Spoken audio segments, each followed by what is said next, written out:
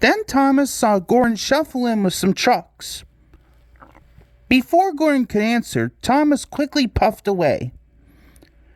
Annie and Clarabelle could hardly believe their ears. But Thomas didn't care a bit. Annie and Clarabelle were deeply shocked. They had great respect for Gordon the big engine. Thomas left the coaches at the station and went off to a mine for some trucks. Long ago, miners digging for lead had made tunnels under the ground. Their roofs were strong enough to hold up trucks, but not the weight of engines. A large notice said, "Danger! Engines must not pass this board."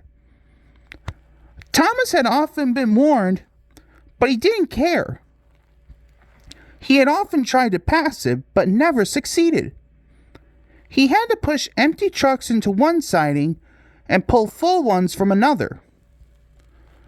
The driver stopped him, and the fireman went to throw the switch. They started.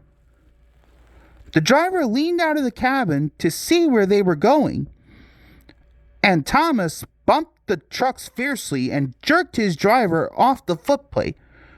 Thomas followed the trucks into the siding.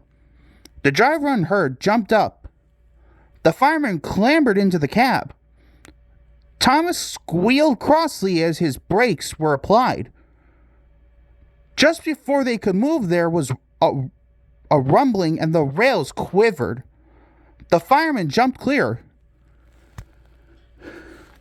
As he did, the ballast slipped away and the rails sagged and broke. And he was. Thomas could see out of the hole, but he couldn't move.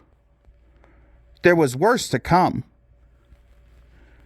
He didn't want to meet Gordon just yet. Meanwhile, Gordon was shunting trucks at the yard when James puffed in. Then the station master came up. Gordon puffed to the rescue. Strong cables were fastened between the two engines, but they didn't pull Thomas out in 2 puffs. Gordon was panting hard and nearly purple in the face before he dragged Thomas out of the hole and safely past the board. And buffer to buffer, the Allies puffed home.